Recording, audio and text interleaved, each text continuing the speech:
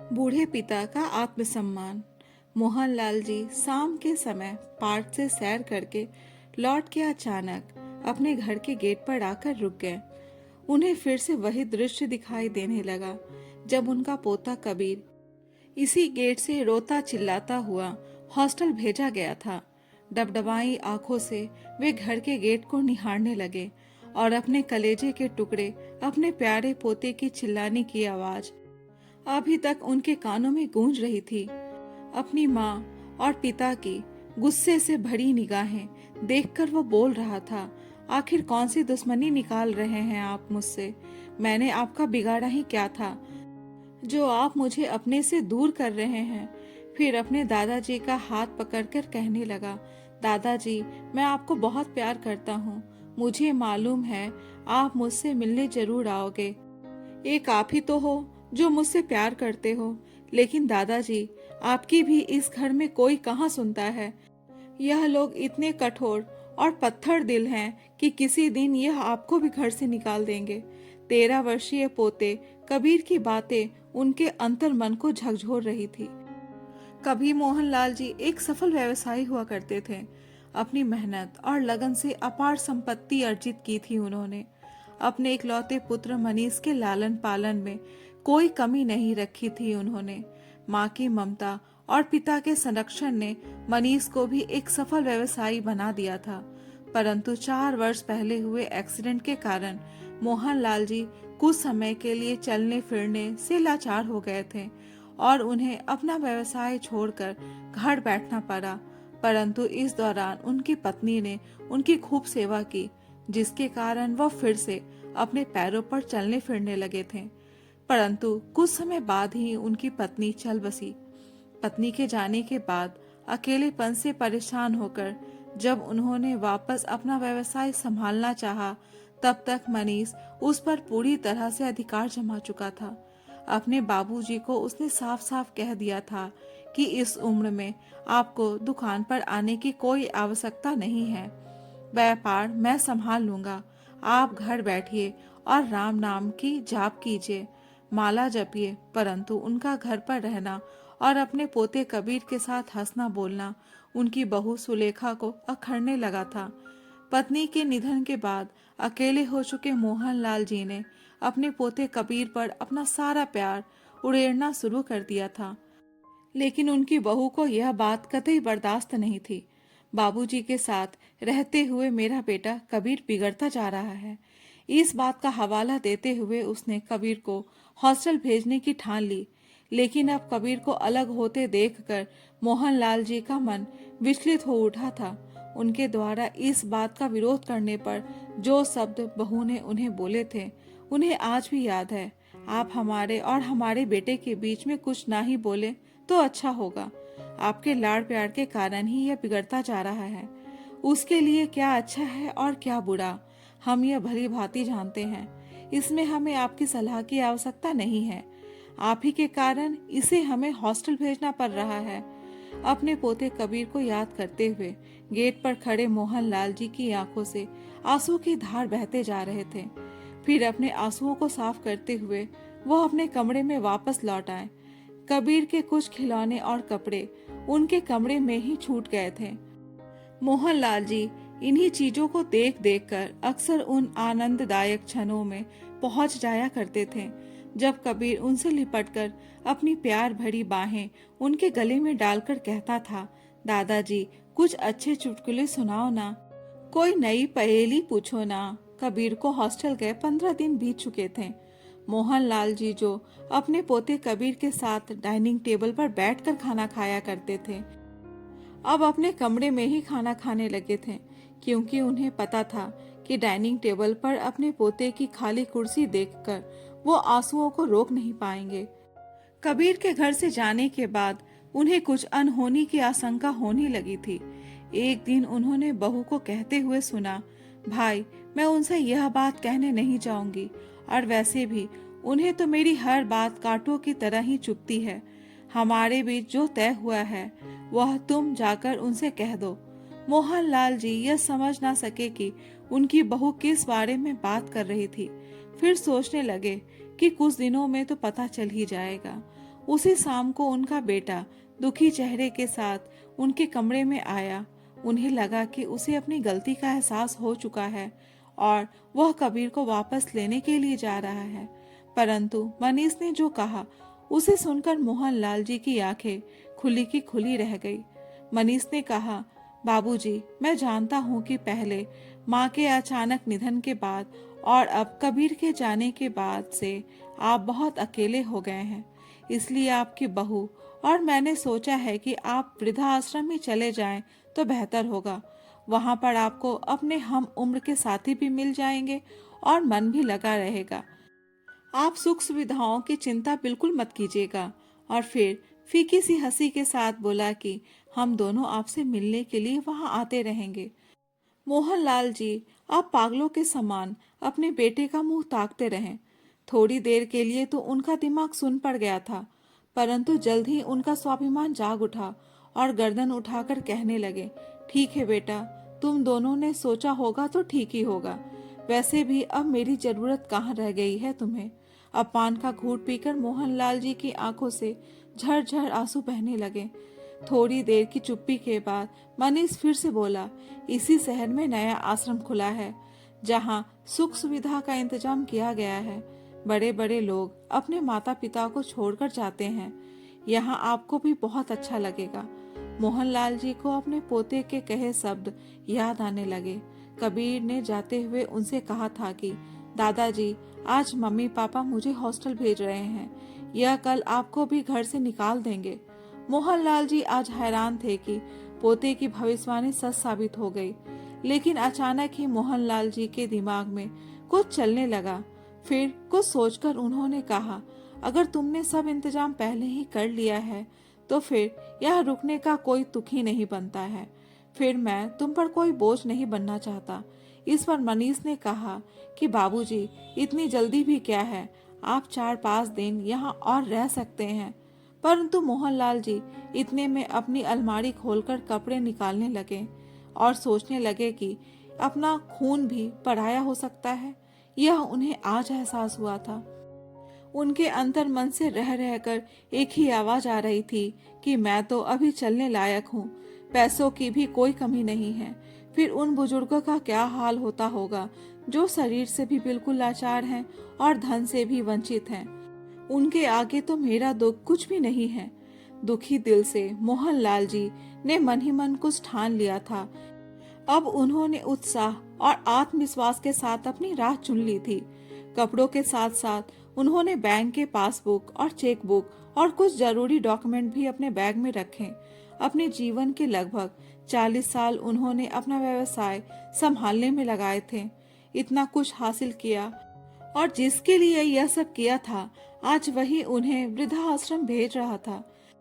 दिल में दुखों के सैलाब के साथ साथ एक अद्भुत निर्णय लिए मोहनलाल जी वृद्धाश्रम आ गए।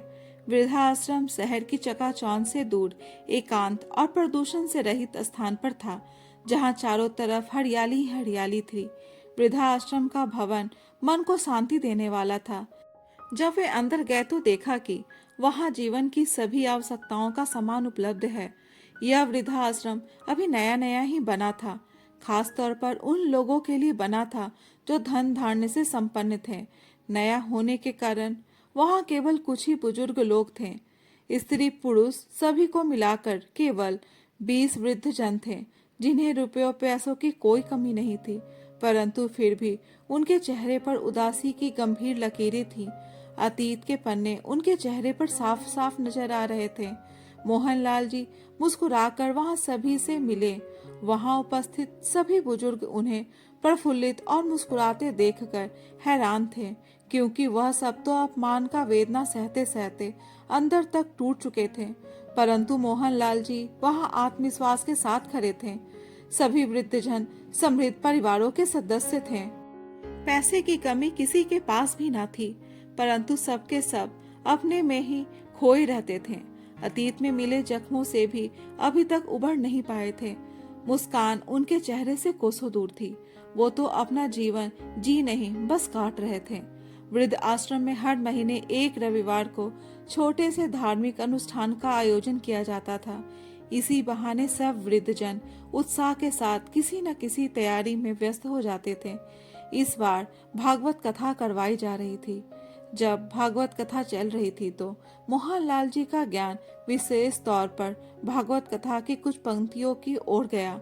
कथा समाप्त होने के पश्चात मोहनलाल जी ने सभी वृद्ध जनों को संबोधित करते हुए कहा कि मेरे प्यारे साथियों, देखिए, यदि आप सभी की इजाजत हो तो मैं आपसे कुछ कहना चाहता हूँ। मैं इस शहर का एक सफल व्यवसायी रह चुका हूँ। कुछ समय पहले ही मेरी पत्नी की भी मृत्यु हो चुकी है। अब मैं अपने बेटे मनीष के साथ रह रहा था। आप सभी के समान मुझे भी घर का बेकार सदस्य समझकर यहाँ भेज दिया गया है, लेकिन मेरे साहस ने मुझे हारने नहीं दिया है और आज भागवत कथा सुनकर जो ज्ञान मुझे मिला है उसे मैं आप सभी के साथ बांटना चाहता हूँ। गीता में कहा गया है, जहाँ पाप बढ़ रहा हो, जहाँ छल कपट हो रहा हो, वहां पर मौन रहने से अधिक गंभीर अपराध कुछ नहीं हो सकता है। कभी कभी हम सभी के जीवन में एक न एक समस्या अवश्य आता है कि हम किसी ताकतवर के समक्ष मौन हो जाते हैं।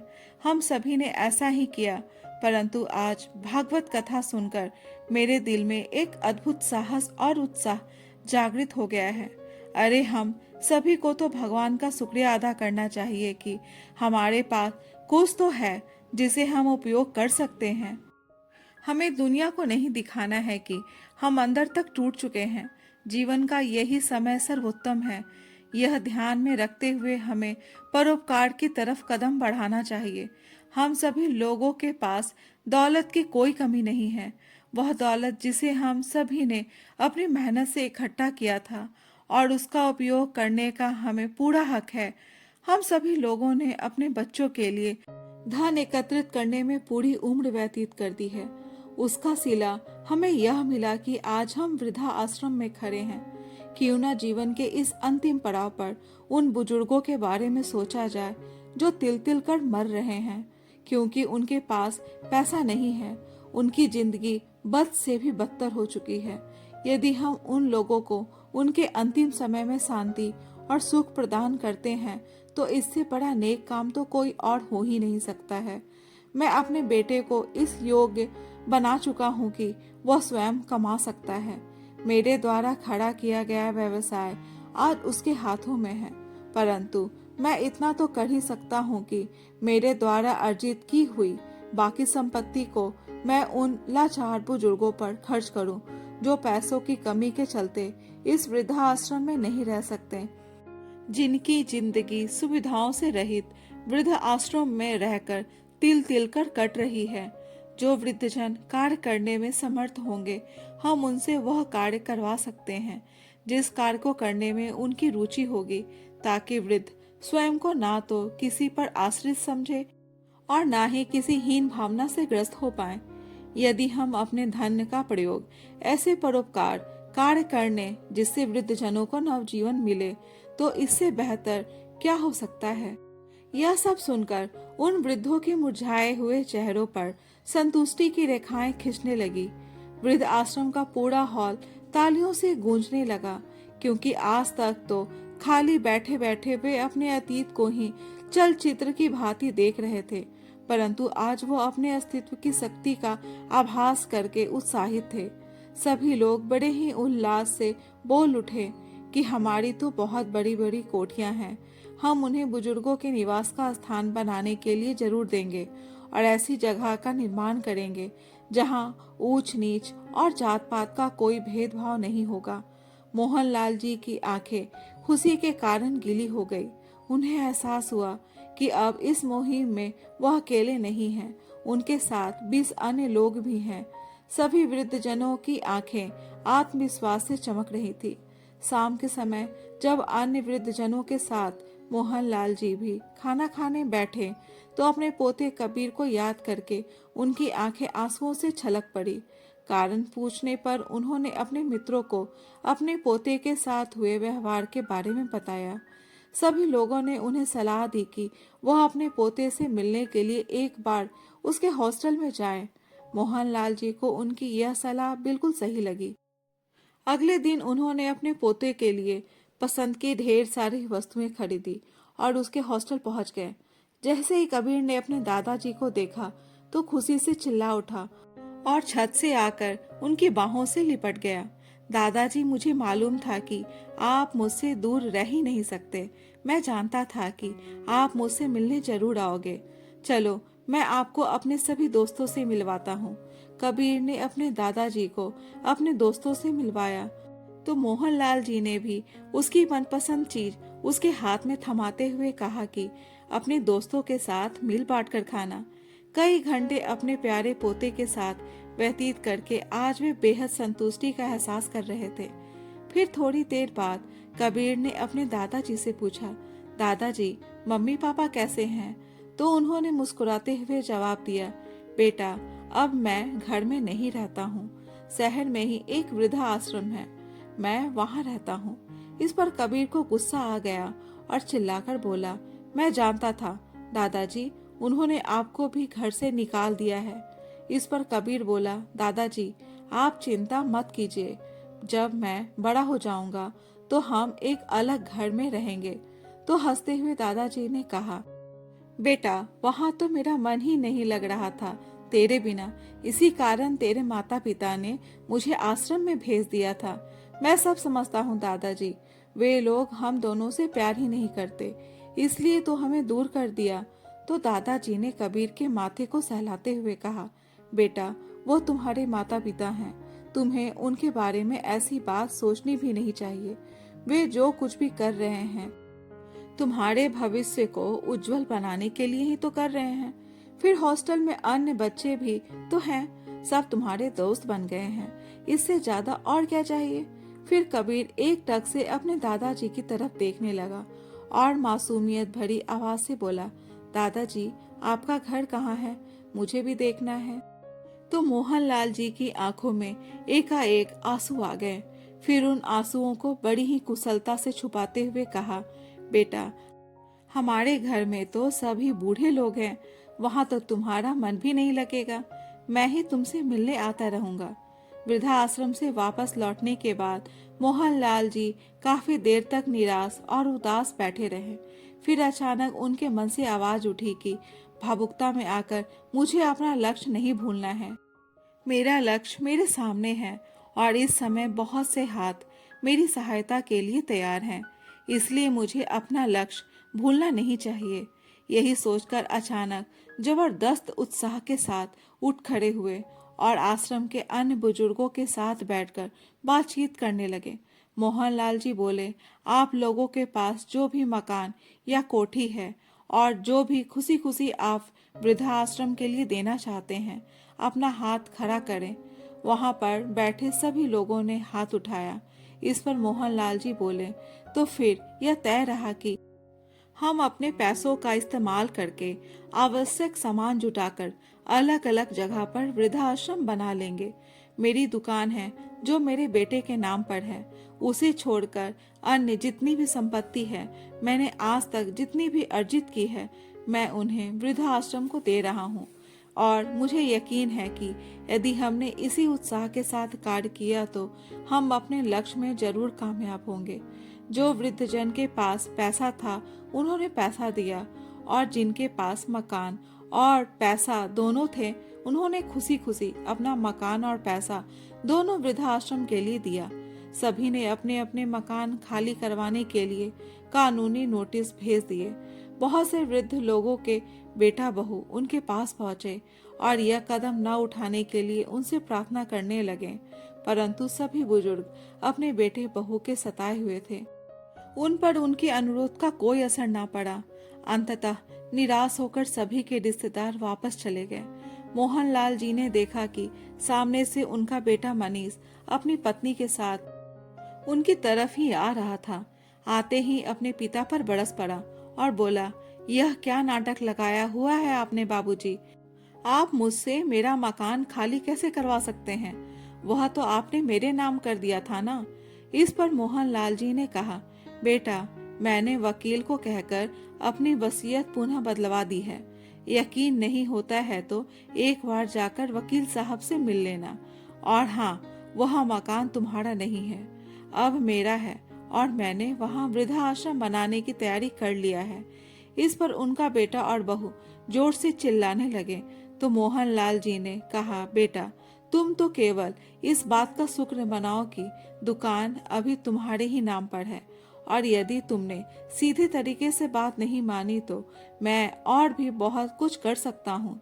इसलिए विनती है कि चुपचाप यहाँ से चले जाओ और 10 दिन के अंदर मकान खाली कर देना। यह बातें सुनकर मनीष और उसकी पत्नी अवाक रह गए और अपना सा मुंह लेकर अब चुपचाप वहां से निकलने में ही अपनी भलाई समझी। अब उन वृद्धों ने बड़े उत्साह से वृद्ध आश्रमों में सामान और नौकरों का बंदोबस्त करना शुरू कर दिया। न्यूज़ चैनल और अखबारों में भी इन वृद्ध आश्रमों की प्रशंसा की जाने लगी थी। निम्न वर्गीय और मध्यम वर्गीय परिवार के बुजुर्गों को इन आश्रमों में सहारा दिया गया। प्रत्येक वृद्ध आश्रम के लिए एक ट्रस्ट बनाया गया ताकि उन आश्रमों को सुचारू रूप से चलाया जा सके। समाज को बदलने वाले इस एक कदम ने युवा पीढ़ी की सोच में, वृद्धों के प्रति उनके व्यवहार में परिवर्तन लाने का काम किया। इनके नक्शो कदम पर चलकर बहुत से अन्य धनवान लोगों ने उन आश्रमों को अपना पैसा और सहयोग देना शुरू किया, क्योंकि वे स्वयं भी इन वृद्ध आश्रमों के महत्व को समझ चुके थे। उनमें भी परोपकार की भावना जोर मार रही थी, या फिर हृदय के किसी कोने में उन्हें भी मालूम था कि एक न एक दिन उन्हें भी इन आश्रमों की आवश्यकता पड़ सकती है। आज अपने घर, जिसे मोहनलाल जी ने वृद्ध आश्रम में परिवर्तित कर दिया था, कि एक कक्ष में बैठे हुए वे एक अलग ही आत्मविश्वास और गर्व का अनुभव कर रहे थे। उनके चेहरे पर शांति के भाव थे। यदि अपने हक को पाना है तो उसके लिए लड़ना ही पड़ेगा। इस कहावत को उन्होंने ही सही कर दिखाया था, और परोपकार के जिस कार्य को करने का उन्होंने बीड़ा उठाया था, असल में तो उन्हें प्रेरणा देने वाले उनके स्वयं के बेटा बहू ही थे।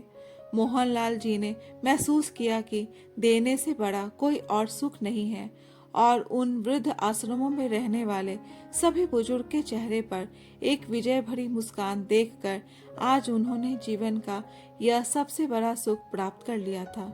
एक बूढ़े माँ बाप को उनका बुढ़ापा उतना कमजोर नहीं करता जितना कि उनके औलाद के द्वारा दिया गया तिरस्कार कमजोर करता है। किसी ने सच ही तो कहा है, उम्र भर कमाया जवानी में बुढ़ापे के उजाले के लिए, और जब बुढ़ापा आया तो तरसा दो निवाले के लिए। दोस्तों, ये कहानी कैसी लगी कमेंट बॉक्स में अपने विचार जरूर बताएं, और अगर कहानी अच्छी लगी हो तो कहानी को लाइक, शेयर और चैनल को सब्सक्राइब जरूर करें। कहानी सुनने के लिए धन्यवाद।